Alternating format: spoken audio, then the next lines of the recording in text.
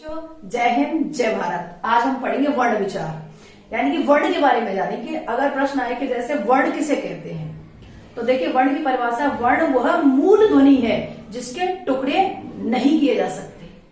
जैसे देखिए वर्ण की परिभाषा देख लीजिए, वर्ण उस मूल ध्वनि को कहते हैं जिसके टुकड़े नहीं किए जा सकते। जैसे आ है, आ इसके टुकड़े किए जा सकते नहीं। का है, इसके टुकड़े नहीं किए जा सकते। लेकिन हाँ ये है कि अगर हम इसमें से आ को निकाल दें तो स्वर व्यंजन अलग अलग हो सकते हैं, लेकिन का के टुकड़े नहीं किए जा सकते। का है।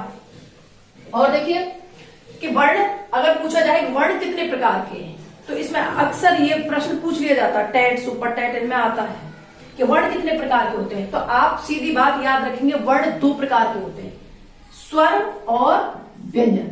स्वर और व्यंजन। अब पूछ लिया जाता है कि स्वर कितने होते हैं, और यह हमेशा क्वेश्चन आता है, तो आप इधर उधर नहीं घूमेंगे कि 13 होते 15 होते, कुछ नहीं, ओनली 11 होते हैं। इसे अपने माइंड में फिट कर लीजिए कि स्वर 11 होते हैं।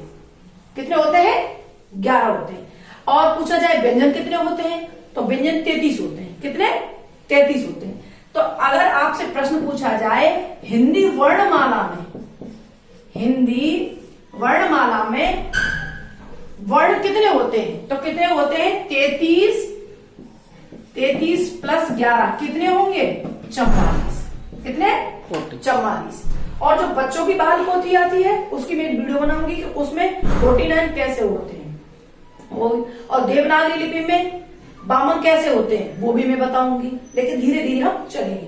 तो देखिए अब प्रश्न आता है कि स्वर किसे कहते हैं, स्वर क्या होता है, प्रश्न पूछा जाए तो स्वर वह ध्वनि है जिसे उच्चारण करते वक्त, यानी कि बोलते वक्त किसी और वर्ण की आवश्यकता नहीं होती। आ बोलेंगे तो आ, ई बोलेंगे तो ई, ये नहीं कि का जोड़ दें उसमें कुछ, लेकिन व्यंजनों को जरूरत पड़ती है, लेकिन स्वरों को जरूरत नहीं पड़ती। वो स्वयं अपने आप में सक्षम है खुद उच्चारित होने के लिए। देखिए परिभाषा, ऐसी ध्वनियां जिनका उच्चारण करने में, जिनका उच्चारण का मतलब बोलने में अन्य किसी भी ध्वनि की जरूरत या आवश्यकता नहीं होती है, उन्हें क्या कहते हैं? हम स्वर कहते हैं। क्या कहते हैं?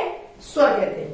तो देखिए स्वर 11 देखते हैं, छोटा आ, बड़ा आ, छोटी ई, बड़ी ई, छोटा ऊ, बड़ा ऊ, और ऋषि, छोटी ए 8, बड़ी ए 9, और छोटा ओ 10, और बड़ा ओ 11। हो गए 11। यही है।